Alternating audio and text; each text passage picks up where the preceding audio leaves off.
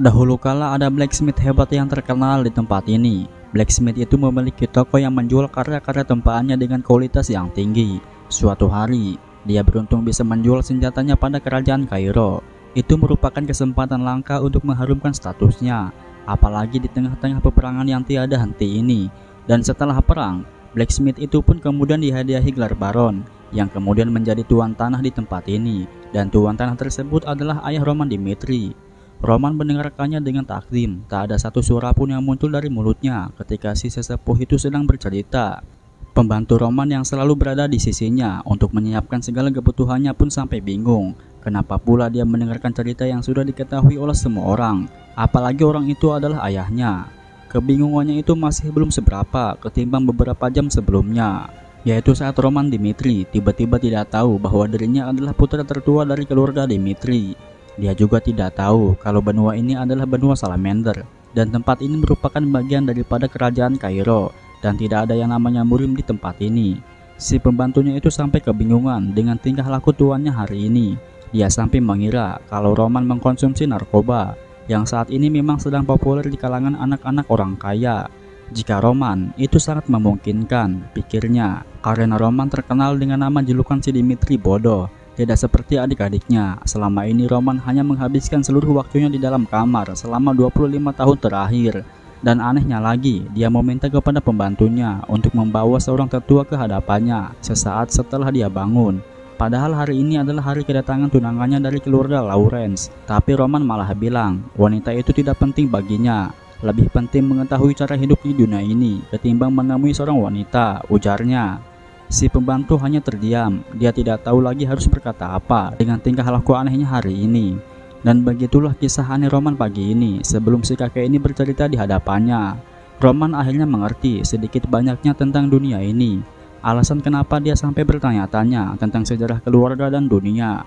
Karena sebenarnya dirinya bukanlah Roman, melainkan Baek Jong-hyuk, yaitu seorang murim yang sudah menjalani hidup dengan segala macam kesengitan dunia. Dan setelah dia mendapatkan semua keinginannya, akhirnya dia pun mati. Tapi anehnya, dia malah hidup kembali di tubuh yang berbeda. Dia juga masih bertanya-tanya kenapa dirinya bisa terbangun di dalam tubuh Roman Dimitri.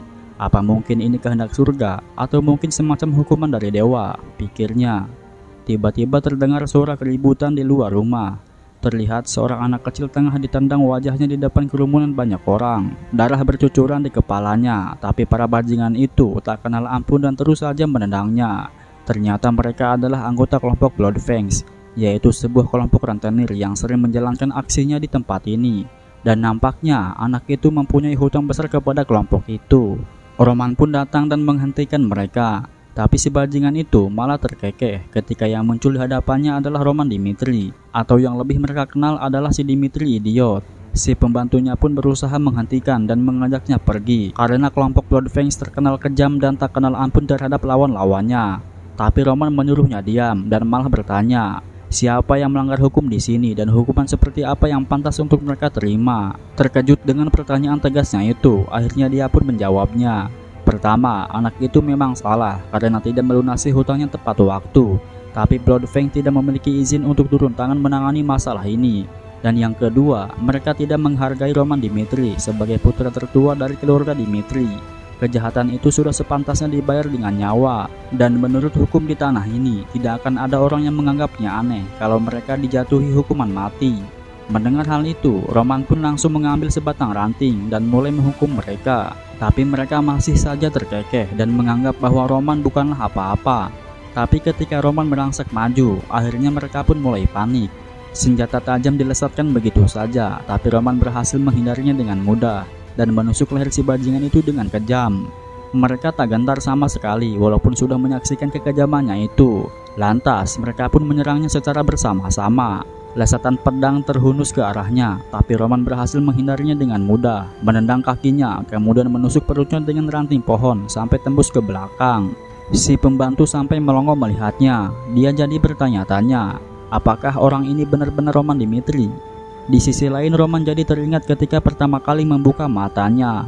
Waktu itu ada surat wasiat tulisan Roman dengan narkoba yang berserakan di lantai. Kerajaan Kairo yang saat ini sedang dalam masa perang memilih perwakilan dari setiap penguasa dan memaksa mereka untuk melayani kerajaan. Dan Roman yang terpilih sebagai perwakilan dari keluarganya untuk bergabung ke dalam militer memilih bunuh diri karena takut. Memang sangat menyedihkan, tapi tidak peduli bagaimanapun kehidupannya, karena pemilik tubuh ini yang sekarang adalah pemimpin sekte Heavenly Demon, yaitu demon Baek Jong-hyuk.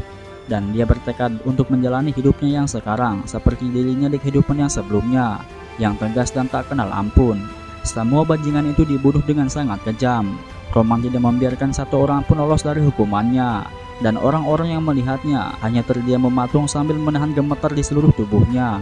Di hadapan mereka pula Roman berkata, kalau ada di antara kalian yang tidak senang dengan hukumannya pada mereka, maka datanglah dan temui aku kapanpun. Baek Jong-hyuk, dia menggapai puncak murim dengan kekuatannya yang maha dahsyat. 100-1000 seniman bela diri menantangnya dan malah terbantai oleh dirinya. Ketika darah orang yang terbantai mengalir seperti sungai, barulah di situ dunia mengakuinya bahwa sekte Heavenly Demon adalah penguasa murim yang sesungguhnya. Tapi sekarang dia malah bereinkarnasi ke dalam tubuh seorang idiot, dan kekuatannya hari ini digunakan hanya untuk membereskan tikus-tikus jalanan. Roman pun kemudian memanggil Hance, yaitu pembantunya, untuk memanggil penjaga, lalu menceritakan apa yang terjadi di sini dan menyuruhnya untuk mengutus seseorang untuk menyelidiki kelompok rentenir itu.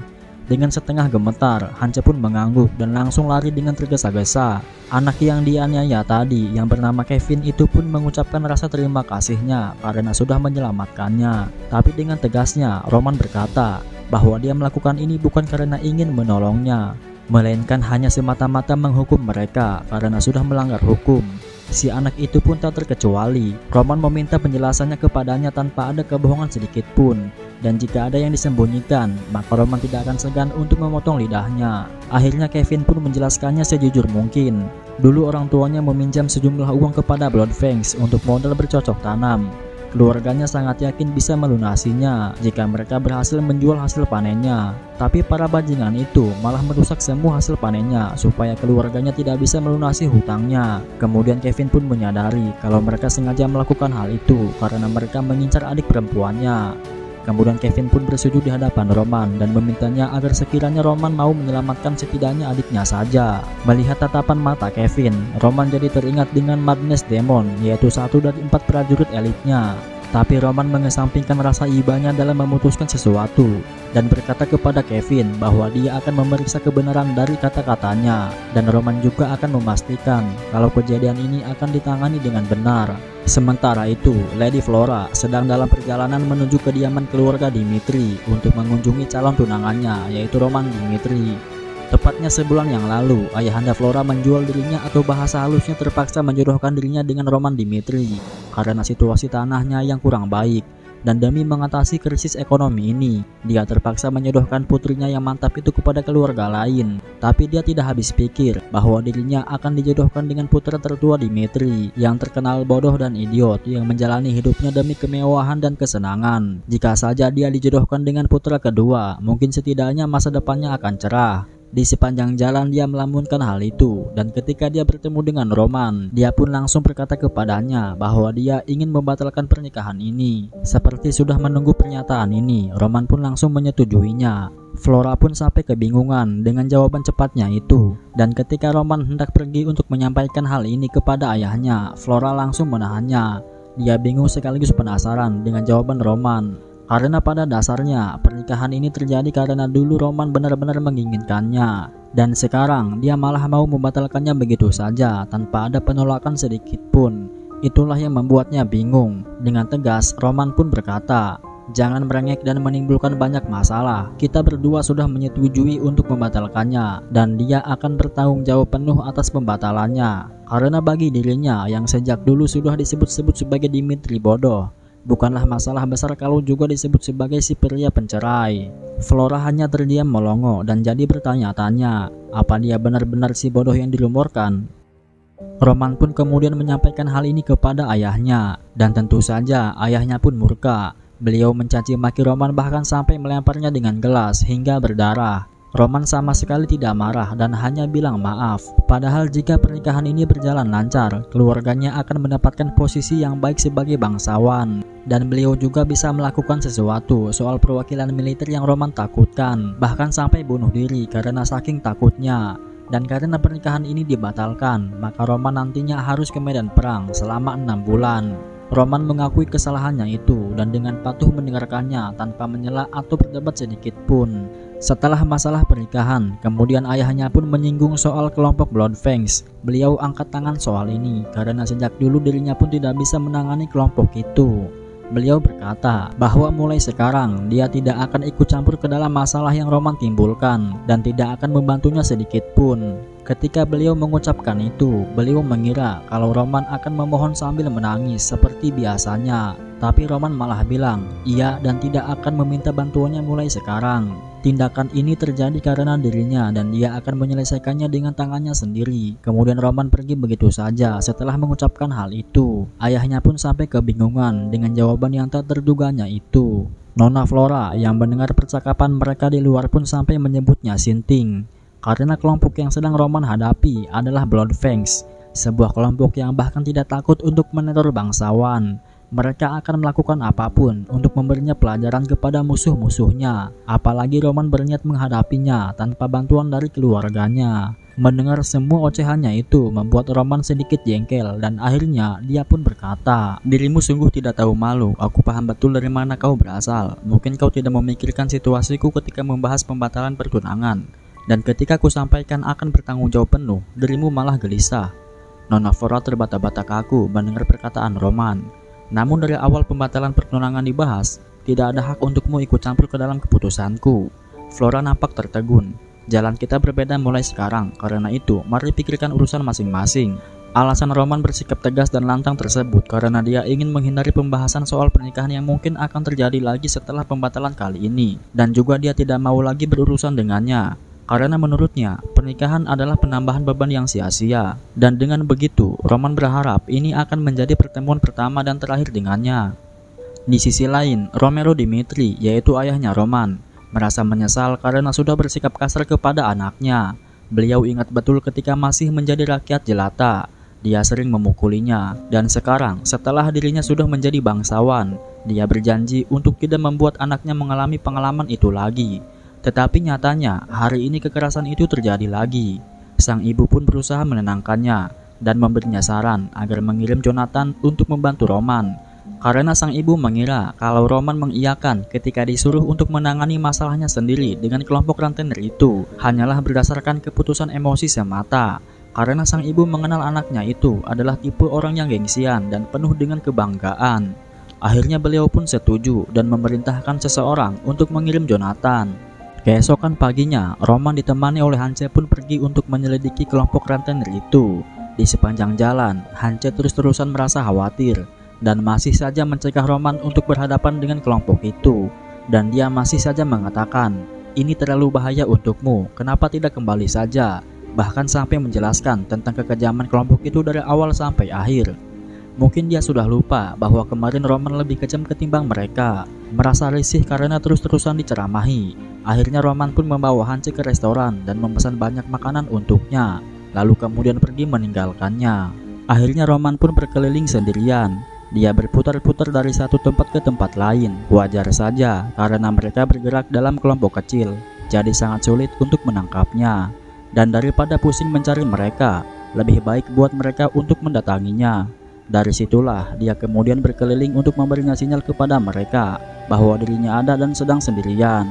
Setelah sampai di gang sempit, benar saja akhirnya mereka pun muncul dan langsung menghunuskan pisaunya dari belakang. Tapi Roman yang sudah sedari tadi menunggu mereka pun langsung menangkisnya, menyikut mengambil pisaunya, kemudian menusuk batang lehernya sampai tembus ke belakang. Dua orang lainnya merasa takut. Informasi yang mereka terima tentang Roman ternyata sangat berbeda dengan apa yang atasan mereka sampaikan. Di sisi lain, Hance ternyata meminta bantuan kepada Kapten Jonathan. Dia menjelaskan kepada mereka bahwa Roman pergi ke kota untuk melawan Bloodfangs sendirian tanpa ada satu pengawal pun di sampingnya. Mendengar hal itu membuat mereka terkekeh sangat keras, karena menurutnya hal itu sangatlah mustahil.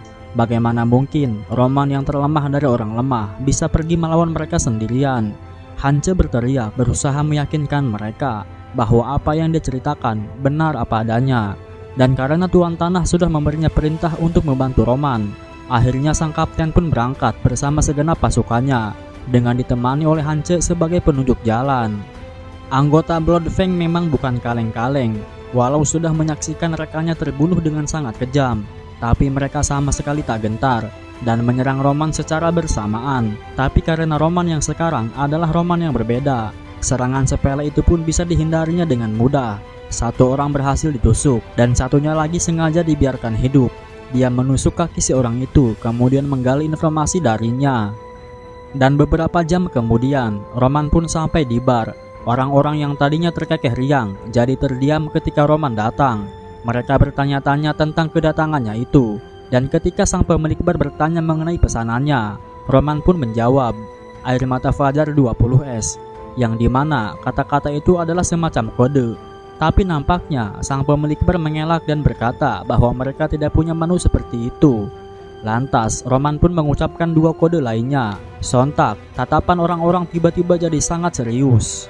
Ternyata beberapa jam sebelumnya Roman mendapat informasi kalau bar Day of the Dawn adalah tempat si orang itu menerima misi ini.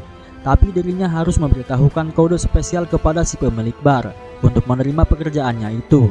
Dan kode tersebut adalah air mata fajar, sesuatu yang kuat dan kerja di pagi hari.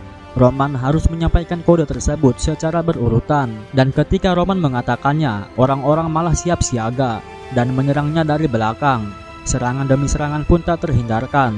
Tusukan pisau, ayunan pedang, hantaman tinju bisa dihalau oleh Roman dengan mudah. Walaupun dirinya kalah jumlah, tapi Roman berhasil mengalahkan segitu banyaknya bandit hanya dengan seorang diri. Dan hanya menyisakan satu orang, yaitu si pemilik bar, untuk kemudian diinterogasi. Beberapa saat kemudian, Kapten Jonathan beserta pasukannya pun tiba. Mereka dikejutkan dengan begitu banyaknya orang yang tergeletak tak berdaya. Salah satu prajurit yang berhasil menginterogasi satu-satunya orang yang selamat pun mengatakan bahwa Roman sudah pergi ke wilayah Lawrence karena katanya di sana ada tempat berdirinya markas utama kelompok Bloodfangs. Keluarga Lawrence sendiri sebenarnya sedang kacau. Selain krisis ekonomi, mereka juga berhadapan dengan keluarga Barco yang ingin merebut tanah kekuasaan Lawrence. Walaupun keluarga Lawrence memiliki tanah yang subur dan hasil alam yang cukup melimpah, tetapi hal itu hanya cukup untuk bertahan hidup dan tidak akan mampu untuk menutupi biaya perang. Karena itulah satu-satunya jalan untuk mengatasi masalah ini adalah dengan cara menjodohkan putrinya dengan keluarga Dimitri. Dan jika rencananya itu berhasil, mereka akan mendapatkan sekutu yang sangat kuat. Karena keluarga Dimitri adalah salah satu keluarga terkaya di wilayah timur laut. Keluarga Barco yang rumornya sudah meminjam uang ke Goldbank dengan jumlah yang fantastis demi mendapatkan modal perang pun tidak akan bisa mengalahkan kekayaan keluarga Dimitri. Nona Flora yang menguping pembicaraan keluarganya pun jadi merasa serba salah karena dia sudah membatalkan pernikahannya dengan si idiot itu dan sekarang dia jadi tidak sanggup menghadap ke ayahnya. Di saat-saat seperti itu, tiba-tiba muncul seorang prajurit dengan membawa pesan darurat. Ternyata pesan tersebut mengenai Kapten Jonathan yang sedang marah-marah di luar gerbang. Sang kapten mendesak para penjaga untuk segera membuka gerbangnya. Tiba-tiba muncul lagi seorang penjaga. Dia mengabarkan kalau alun-alun kota sedang dalam situasi kacau. Mendengar hal itu, sang kapten menjadi semakin panik karena pesan tersebut pasti mengenai Roman Dimitri yang sedang dalam bahaya. Ia pun sudah tidak peduli lagi dan langsung menerobos pintu gerbang. Tapi kekhawatiran sang kapten nampaknya percuma. Kekacauan itu terjadi karena Roman berhasil membantai seluruh anggota Bloodfang dan menyeret tubuh si pemimpinnya ke alun-alun kota.